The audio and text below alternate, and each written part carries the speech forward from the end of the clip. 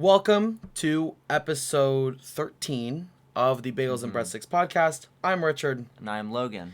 We're starting this on a bit of a sadder note Yeah. because just a week ago we lost a great of the tennis world in Nick Bollettieri.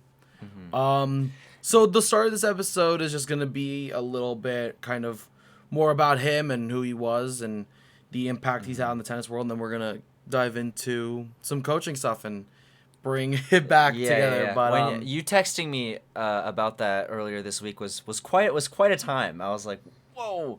I was like, whoa. But I mean, you look at what Bollettieri's done, and such a monumental figure in the tennis world. You look at the list of players that he's coached. You've got Andre Agassi, Jim Courier, Monica Seles, Mary Pierce, even diving into the 2000s with players like Sharapova, Yelena Yankovic, Sabine Lisicki, Tommy Haas, Max Mirny, the Williams sisters, Martina Hingis, Kei Nishikori, Boris Becker. Some really monumental names. That's a very extensive and impressive list. And that's not even like that's only part of it. Yeah, those are only his most famous and well known crop. But what I think Bollettieri is most known for is the founding of what used to be Bollettieri Tennis Academy, which is today IMG Academy.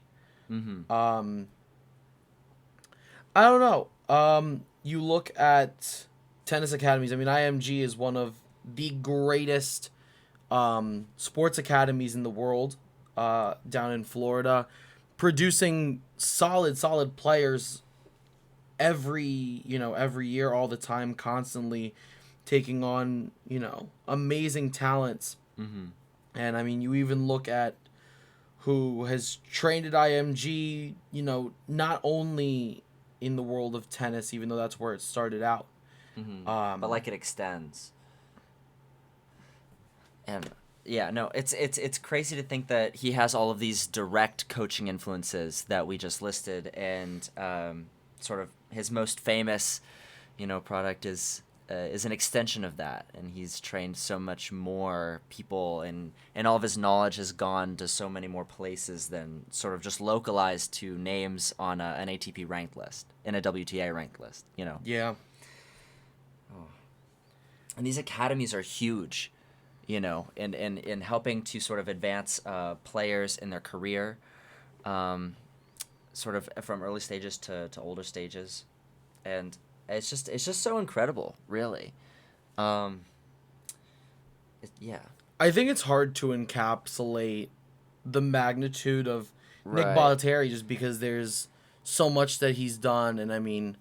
And there's also like his other stuff, like appearing in like documentaries, television, his tennis magazine, instruction sections, it extends beyond the world of simply coaching, and like you said, it's very hard to encapsulate all of that into, a definitive, term for his career. I think he was just like a really enthusiastic tennis player, that has reached so many people because of his knowledge and passion for the sport.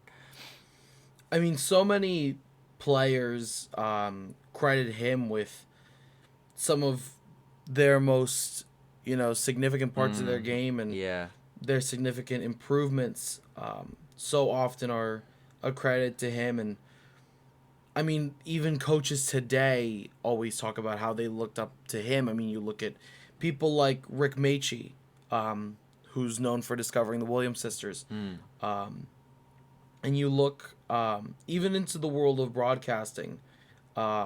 He did so much within tennis that I don't think we can never fully encapsulate how much he really did for the sport. Yeah.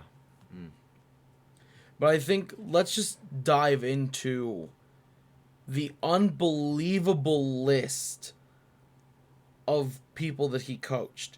Yes, let's do that. I mean, his most notable students are probably Jim Courier and Andre Agassi. I know Andre Agassi, even though they had a little bit of a rocky relationship toward the end, Yeah. often regarded as one of his best students and kind of one of the. When you think about who he taught, that's kind of one of the names that comes to mind first because of how long they worked together. You also think about Boris Becker and Yelena Yankovic, Maria Sharapova, Marcelo Rios has to be mentioned as well. Um, I personally think that Marcelo Rios is one of the greatest to never win a Grand Slam, to never, and also to never be world. One of the best to never Be win a world Grand number Slam. one. He was. Oh, he was. Oh, yeah. yeah. That's why you paused. Okay. But I think he's one of the best to never win a Grand Slam. I mean, he was so close in '98 with the Australian. Man. And I mean, 2 silver medals at the Pan American Games and a world number one. He was a very fiery personality, but I think definitely one of the greatest to never win a Grand Slam. He goes up there for me along with Dinara Safina for the women. Are names that come to mind. He's coached a lot of, and Bollettieri's coached a lot of players that are really, really phenomenal who have never won a Grand Slam. You look at Yelena Yankovic, Yeah. as well. I mean, Anna Kournikova, and Mary Pierce and Monica Seles both won Grand Slams with him. And I mean, Max Mirny, a very underrated name, and a phenomenal doubles player in his own right. I don't know. There's a lot of names. It's I guess this is a little hard because we don't know exactly what to say because there's so much that he's done, and what I admired the most probably is at 91 years old, he was always still working. Oh, And yeah. No, he was still everywhere. involved. And he still had such an involved role in the tennis program at IMG. And I mean, a lot of people went there for him because he is such a phenomenal coach. I mean, And that's just that's crazy that he's kept going this long. Oh my goodness. I don't even know if I expect me to go in my career that long, you know. And I love the idea of what I'm going to do. That's just crazy, you know. And to think sort of like even coming into the 2000s, you know, he ended up coaching people during the best times of their career. I don't know. Yeah. and I mean, I think this brings up the question of, I mean, I'm sure you have as much as I have. I mean, some notable and memorable coaches throughout your tenure. Yeah, I have. I've had a couple. I think I had my coach Darren Otten, who was the coach of my high school team. Coach Mike Edwards, who was my personal coach, and I think I was with the latter for all of high school. I wanted to get better, so I was like, I need to like start, you know, having like a personal coach to work through things with me that's not just sort of attached to the school. And yeah, oh my goodness, I learned right then and there, you know, how much, you know, personal coaching can really like help your game, you know, like, and it's about finding, you know, someone who's like personable yet knowledgeable so that you can connect with them. Because I think connecting with somebody sort of on that emotional level is difficult, you know, but once you do it, it really gets you involved in the game more. It makes you want to put in more effort, because that means when I'm like, you know, going out to play a match, I'm out there to try to make, you know, 2 people proud, 2 people who have, you know, influenced my life and who care, people who I laugh with, you know, and it's not just all business, you know. But at the same time, they gave me so much incredible knowledge on just how to play the sport and improve my game that like I am not in leagues with the same player that I was before I was with either of them. Oh, I could talk about them for like ever. They're so great. But yeah, what about you and your coaching experience? I know we've talked about this Yeah. a bunch. You're very close with your coach. Do you want to? Yeah, I mean, I've gone through Yeah. so many coaches. I mean, I've had so many different coaches.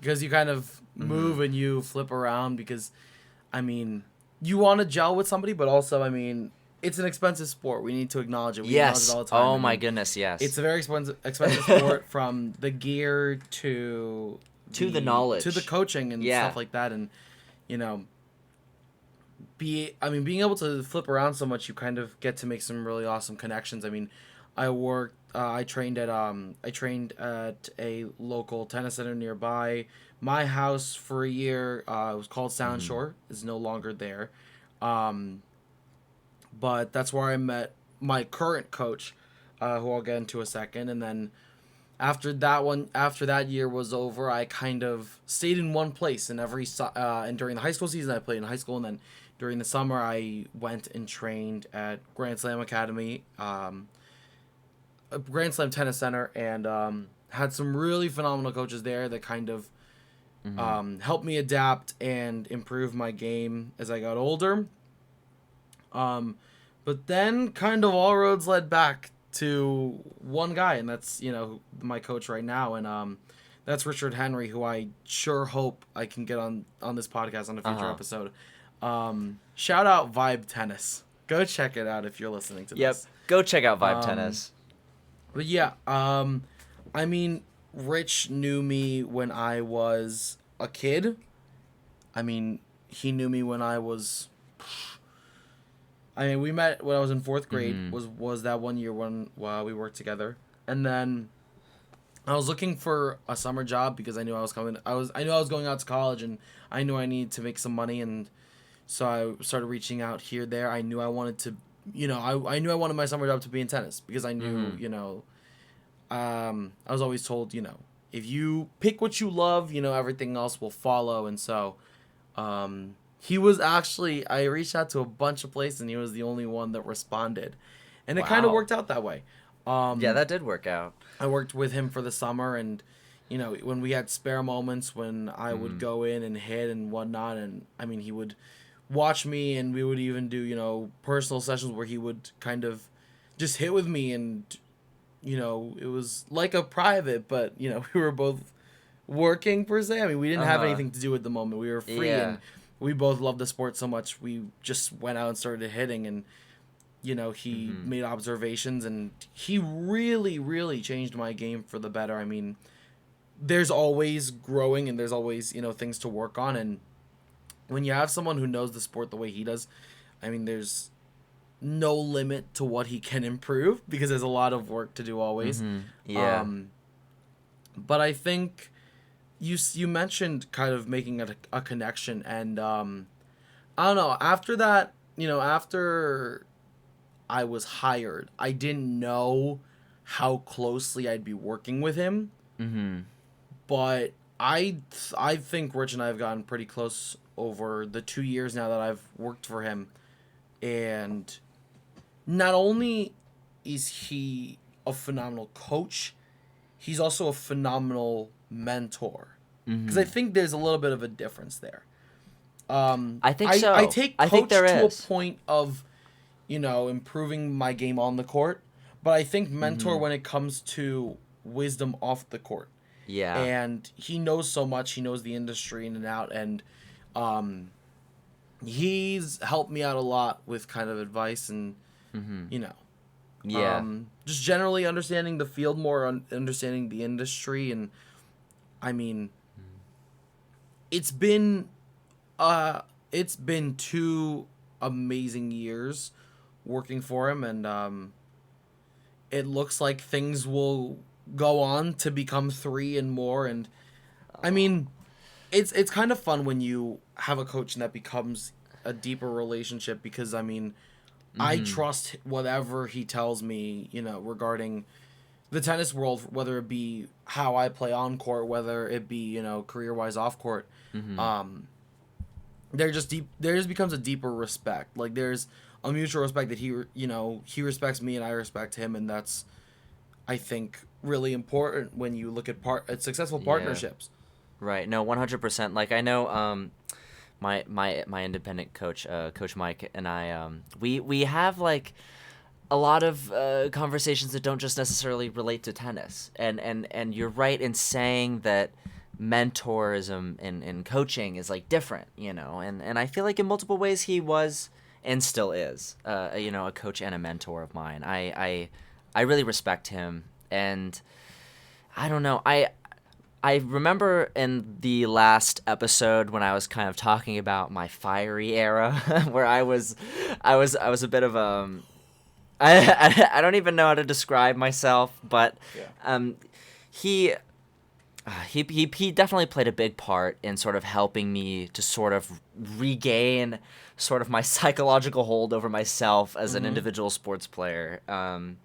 And you know, just kind of about like sportsmanship in general, both in terms of like, you know, manners, you know, what I should do, things I should like try to do on and off court. Like you were saying, it's just, it's interesting how, you know, going into these like environments, like the reason that me and him met was because I wanted to get better at tennis.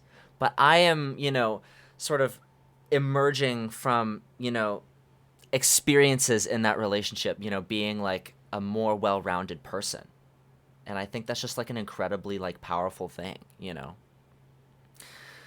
And the same goes for my high school coach too. Me and Yeah. him have had a lot of great times on and off court, and oh my goodness. And it's such a valuable thing, you know, to I remember sometimes I'd be like having like a moment, you know, where I'm like there's something like off with my form. I'm not really sure, you know, necessarily what it is, but I'm playing inconsistently, and then he'll pull me over, you know, and he'll give me like one little bit of feedback or like adjustment that will like magically repair my whole game.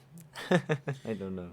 I mean, speaking Yeah. to the kind of fire Sorry, I'm nature, getting carried I mean, away. For me, it's a lot of the same. Yeah. I mean, Rich keeps me, you know, keeps my cool. I mean, there are moments, I mean, I do my best always Uh-huh. to control my temper, but You when did. I make the same mistake over and over and over, it gets really frustrating. Yeah, I was gonna say And you laughed when I said fiery. You yeah, laughed a little because bit. I remember at a moment where Yeah. I was playing with some really good guys, and I got really frustrated because I made this same mistake like 3 times within 2 games. Oh my god, the worst part is you know what And you you do did. it again, and I Yeah. kept telling myself like to fix that certain thing, and it didn't Right. work.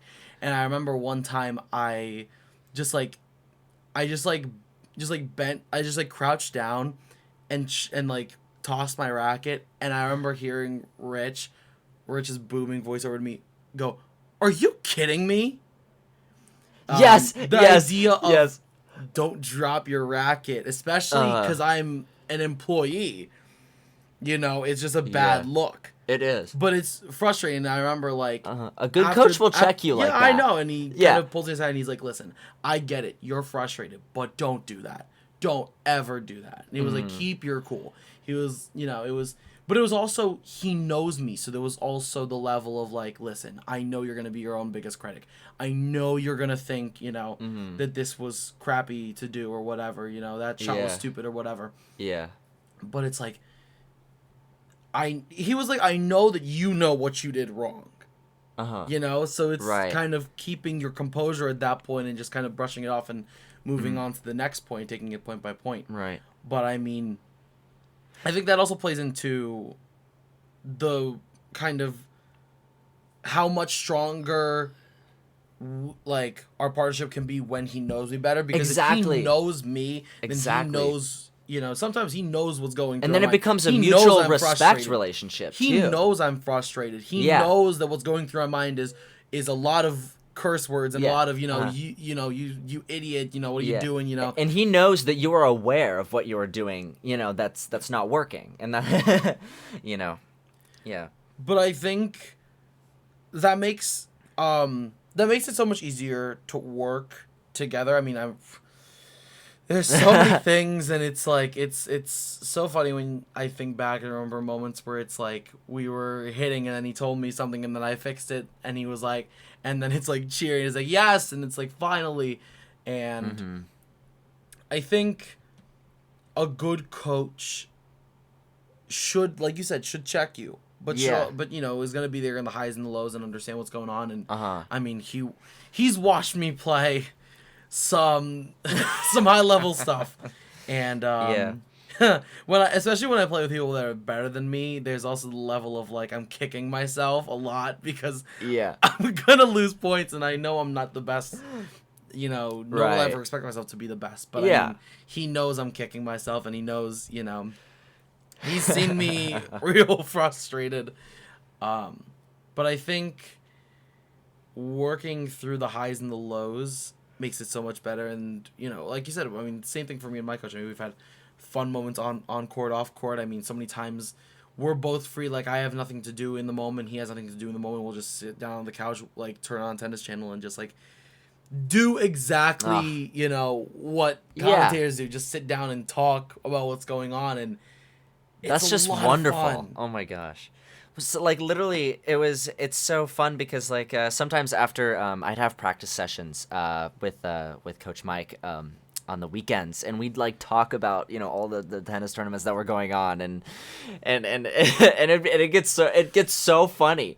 It gets so funny. I remember how I introduced myself to Rich to remind him who I was after so many years of not talking.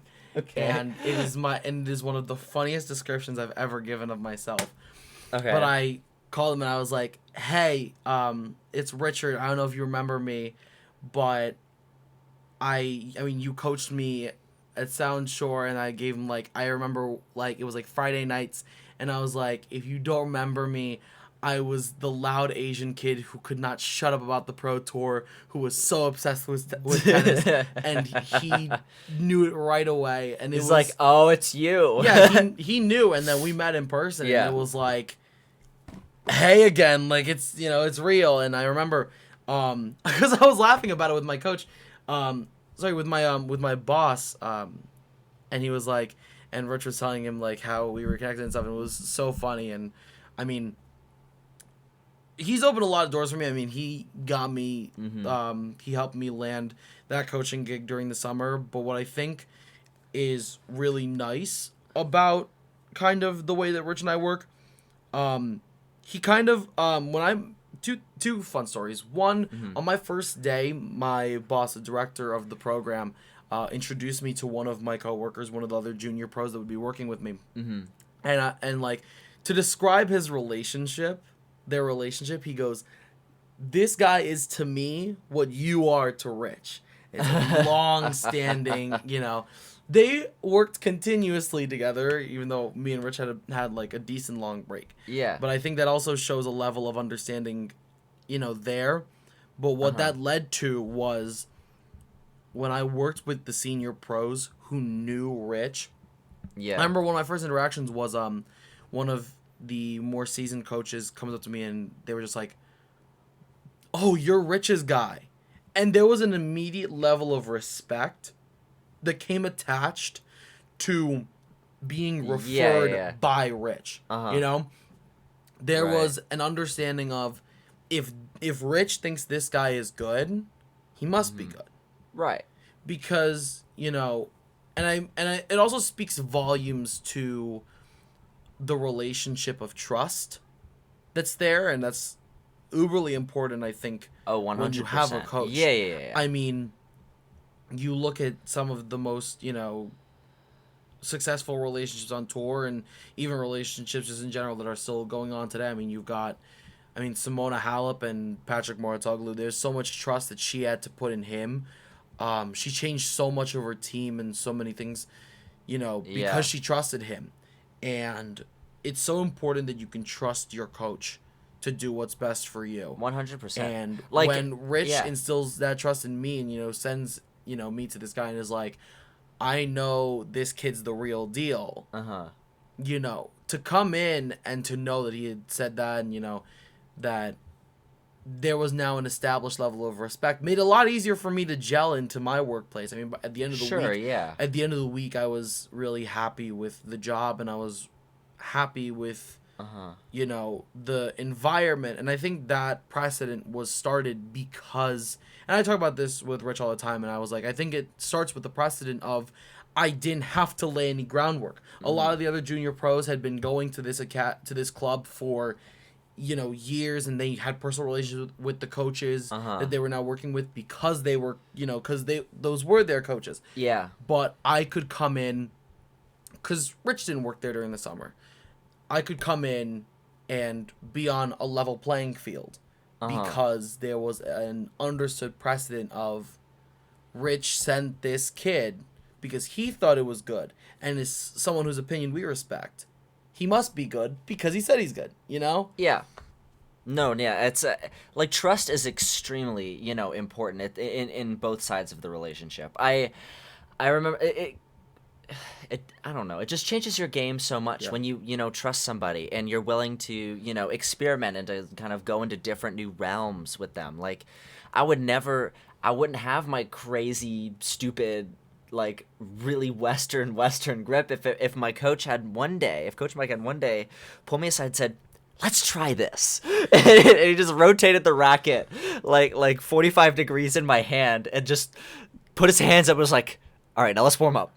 And I was like, okay. Yeah. And you know, that day was wacky, but I came out of that day with, you know, an interesting thing that became a really core part of my game and something that I really appreciate about the way I play now, you know, and sort of having the knowledge of the game, you know, in sort of these different, you know, facets, you know, in terms of like, you know, where you're playing, you know, archetypes of different players, you know, different kinds of like things you could do on court, and being able to tell you which of those things you can try, should try, deviate from. That's incredible. I mean, when we played last year, I had a very Eastern grip. Yes, he and did. Then I came in Can this confirm. year. And I came in this year, and I had a semi-Western. Yeah, it was different. It was a little, and it's the trust of, I remember we had free time, and it was like, Rich was like, let's just go out and hit. There's nothing happening today.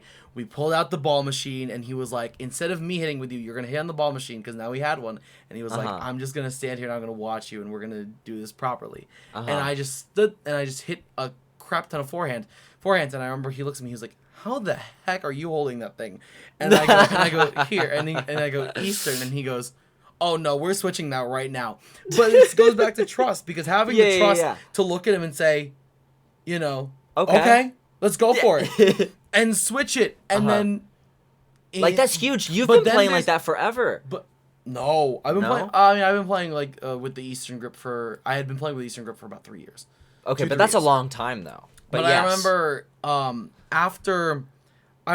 but here's the other thing. There's also the psychological understanding of how the other person works. For me to understand how Rich operates, and for Rich to understand how I operate, for him to understand that the first couple shots there needs to be some patience, but then the validation when I get it right, that ticks something off in my head to get validation from him, and you know, to hear him go like, that's it, like that's what I want, like keep doing that, like to hear those like kind of like that validation to me, that synchronization helps me set habit, and that is again even deeper into the understanding of how the other person operates. You know, if I was doing it right and he just stood there silent and did not say a word, I probably wouldn't have known if it was right or wrong, and I would have just kept trying, but without the confidence of knowing that's what I'm supposed to do. Yeah. And we talk about how important confidence is. When you hit with confidence, 100%. You can see, you know, it's stronger, it's more tight, it's more clean, it's sharper. And, you know, when he gives me the words of validation of, you know, I then understand, you know, that I'm doing it right.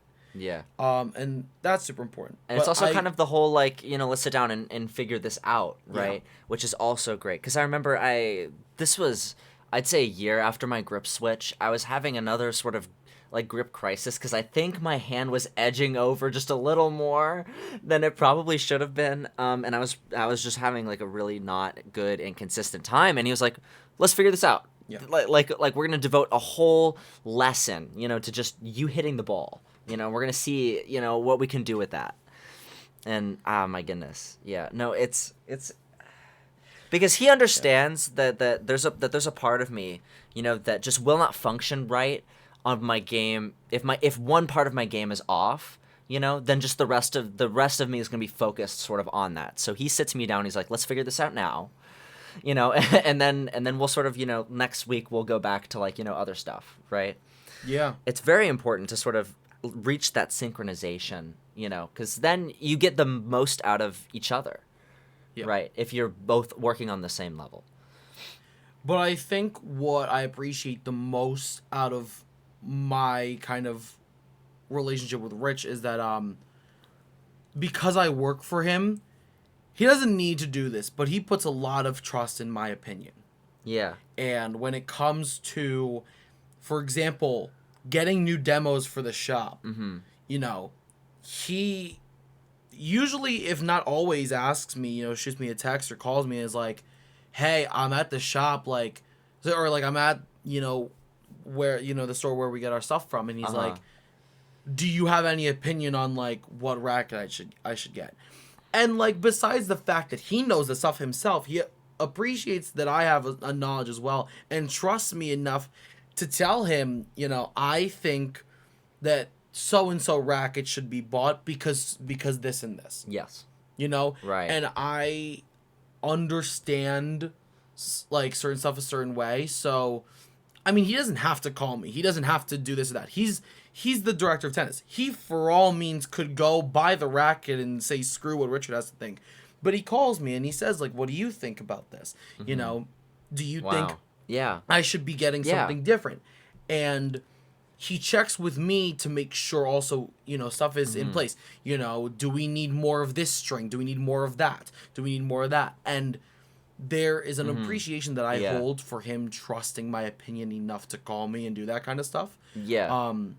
As much as my mom thinks like, what is he doing? You're off the clock. What is he doing calling you? I understand what's going on. And it helps the betterment of, the entire system. So, I mean, that as well. But I do have to ask, I mean, from my high school experience, my coaches were teachers at the school.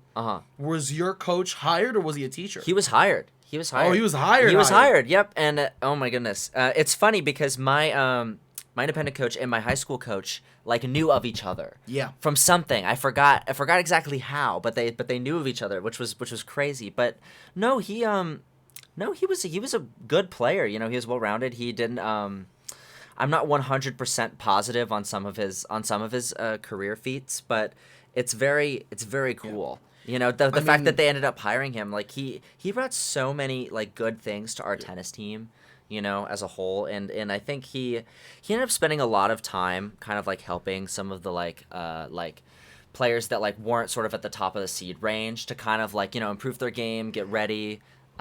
So I was kind of I was both lucky, thankful, etc. that I had both of them, to kind of work with me. But it's incredible because a lot of people actually like have just like high school people who are like, I like tennis. Yeah. Let's go, coach the tennis team. And, I mean, for us, my first 2 seasons, my freshman, sophomore year, junior year, again, obviously canceled because of COVID. Blah. Yes. But my freshman and sophomore years was a teacher that I'm very close to, and I still, when I go back and talk to him a lot and stuff like that. And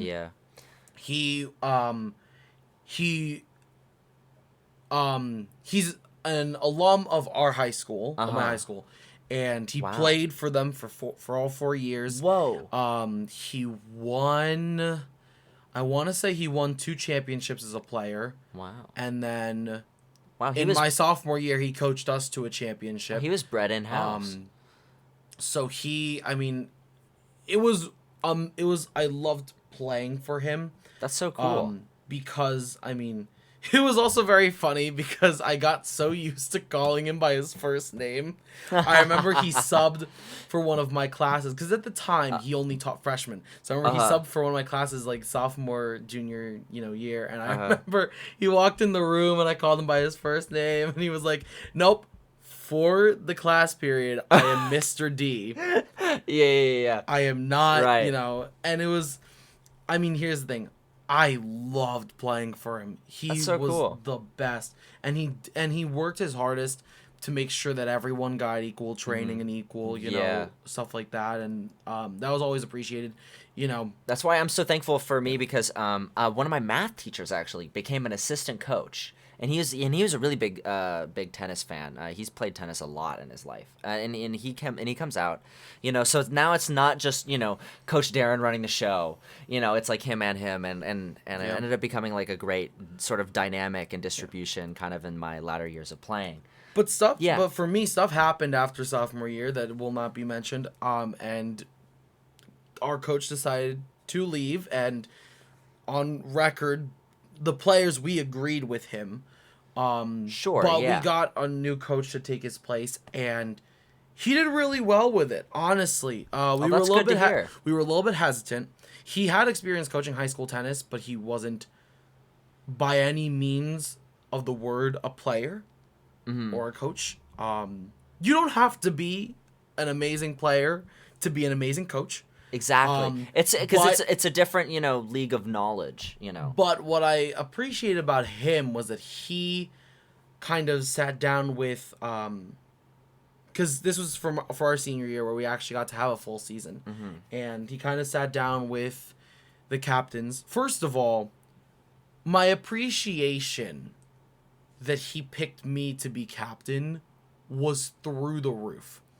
Because I had worked my butt off for that team for a while. And you know, it's always validating when your hard work is validated. 100%. Yeah. And so I remember... And good coaches will do that. I remember we sat down and, you know, he had named co-captains, which was a brand new concept because we usually didn't do co-captains. We did one captain. Right. But I liked doing co-captains because I had, you know, people that I could transfer stuff over to and kind of work with rather than it just be me and the coach. And I mean, that was a year. That was a season. At the beginning of the season, there were worries that we weren't going to make playoffs. I am so happy and proud of that team that we did make playoffs. Lost in the semis. That was tough. Yeah, that was pretty much my last year as well. But the concerns. I think what I appreciated about our coach that year was he understood that he wasn't in the... I don't want to say the right, but he wasn't the right person to coach, meaning run drills and stuff like that. He was really good at overseeing the operation. And kind of designating jobs and stuff. And so myself that's another good, you know, myself and one of the co-captains, yeah, we took over the coaching. And what we realized very quickly was, for whatever, I don't know why my body and my brain works like this, but sometimes I play better in singles, sometimes I play better in doubles. Really? But when I remember when I did when we coached, the other person who now actually he's a year younger than us, or the grade below us, and he actually plays for SUNY Oneonta. He starts for their team. And fancy schmancy. I remember he would coach the singles players, and I coached the doubles players. And it worked out really well because he preferred singles, and I had a brain for doubles. I had a brain for understanding how to play doubles effectively, per se. I mean, like, you need to know how to do certain... I remember one match... just the different niceties of the game. I remember there was one match, and bless my partner, he didn't have much tennis experience, and it was me and him playing first doubles, and I remember for the first set, I poached out of my mind. Like, every shot that was coming through, I was poaching up to the center of the net, bam, ended it. I remember we whooped the first set. And then in the second set, they kept lobbing me and going to him, and then we lost. We lost the whole thing. Oh no, that's so sad. Because they kept going over me, and I remember our old coach, the one that coaches for freshman sophomore year. He had come to that game to support us, and I remember looking at him and going, "What do I do?" I remember looking at him like, what do I do? They keep going right past me. And it was a situation... And that's the tough thing about doubles, you know. It's sometimes, you know... I don't know. Because it's like a two-person thing. You gotta trust your partner. You gotta trust your partner. And I remember... It got good for a little bit, because I remember I told him, I was like, listen, stop trying Also, this sounds really bad, but let me put it in context. This kid had very minimal tennis experience, and I remember looking at him, and he was going for these shots, and he was doing this and this, and I remember he was like telling me, he was like, I mean, I just like, he was like, I want to be at the same level, and I'm like, man, and this sounds so bad, but I was like, man, don't try to be me, don't try. Because I kept in every freaking point, and I was just whamming it to Jupiter, and I remember I was like, listen, I'm doing everything that I can. You don't need to try to be me. You don't need to wham these balls. I'm like, what you need to do is you need to play your game and you need to be consistent. I was like, exactly. That's good advice. I remember I looked at him. That's really good advice. I looked at him and I was like, listen, if playing it your way is to send the ball like 70 feet in the air, like like the highest lob, even God's gonna catch that ball. But it goes in the court. I would much rather that than you go for I would much rather you do those shots and make it 9 times out of 10 than you go for every ball and wham it and you make it 3 out of every 10. Because those 7 points where you miss it, we can't do anything. But the 9 points where you do make it in, we can try to make them make a mistake. Yeah, exactly. Or we can try to elongate the point or something. And the 1 point that you miss, whatever. Right. Maybe it's because they hit a winner, but it sure isn't because you hit it out. Mm-hmm. Like, I remember, like, my theory was always, like, when I was coaching these guys, because a lot of them didn't have much tennis experience, was always, like, I don't want you to lose the match. I want them to win it. You got to make your opponent work for it. Like, even if you're going to lose, make them work for it. And 100%. That's what we tried to do in that first set. I mean, I kept, they won that match because they won it. Because they were the smarter team and they kept hitting away from me. They understood that our team had one guy with a lot of tennis experience, one with not so much. Yeah, they took the Djokovic tennis towel break and then they came back. I mean, we could talk more about that match after, but I think what I really appreciated was just generally, I mean, having a coach that understood who was good at what and, kind of... Well, he's taught you inadvertently how to understand yourself, the game, and other people who play the game to this extent where it's how would you say it? Reciprocative? You can. Well, it's like you can now sort of like take that and do stuff with it, and it's evolving, information. And I can't wait to see if you ever coach, because I have to say, like, coaching. When I coached in, at that club, coaching was one of the like highlights of what I've done so far. I'd like to like, I don't know, try it out. I mean, the only people that I've like actually coached really have been a couple of my friends and some off times and my ex-girlfriend. But that doesn't count, that's I don't know.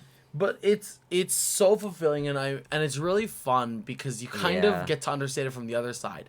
And if I'm being honest, this is something that a lot of people have touched on, but for me personally, I had a lot more nerves watching my, the people that I coached play than playing myself. I've played in such high stakes matches, and like, even for example, like Berrettini, when he was dating Tomljanovic, he mentioned that. I mean, he was like, I remember he said that he got so much more anxious watching her play than when he plays himself because he's not in control. And I remember, I mean, I coached this one girl, and I had a break in between kind of sessions that I was coaching, and I was like, let me go, grab lunch and go see, how she's doing out there, because this was her first time playing like a serious match, and I went out there and I was like, watching her do this stuff, and I was like, please just remember what I said. Exactly. Oh, my goodness. It got even worse because then they sent me out on assignment once for a league match, and 2 out of the 3 that went were kids that I had coached. And I remember in the car ride, because one of them needed a ride there, and I remember in the car ride I looked over at the kid and I was like, please, like, let's remember what we worked on today. And it was really fulfilling experiences because, for example, like that kid earlier that day, she had like earlier that week she had come up to me and she was like, "Hey, coach, can you show me how to like hit a proper backhand?" And I was like, first of all, it's fulfilling and flattering that she asked me. You know?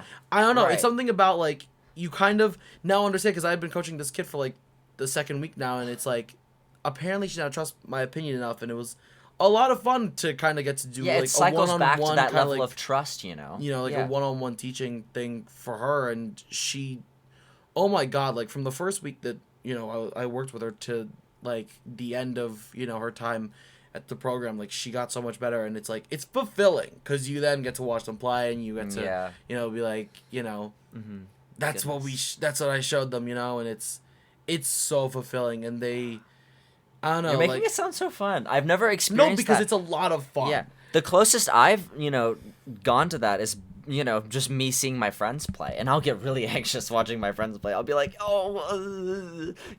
every time they do something, I'm like, get over here, we need to talk. My favorite we need to thing talk. was like, because this kid was so quiet at first, and like we got in the car after the match because I drove her back to the club so that her parents could pick her up. Yeah. And and the poor kid gets in the car, and she looks at me and she goes, "Okay, I know that wasn't great."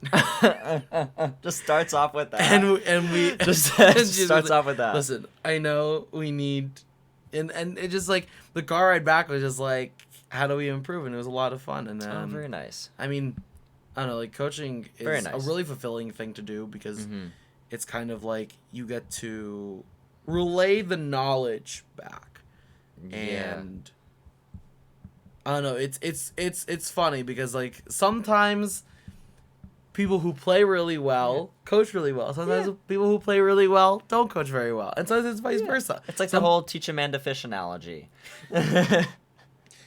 But I think like coaching has been one of like the more fun things I've gotten to do.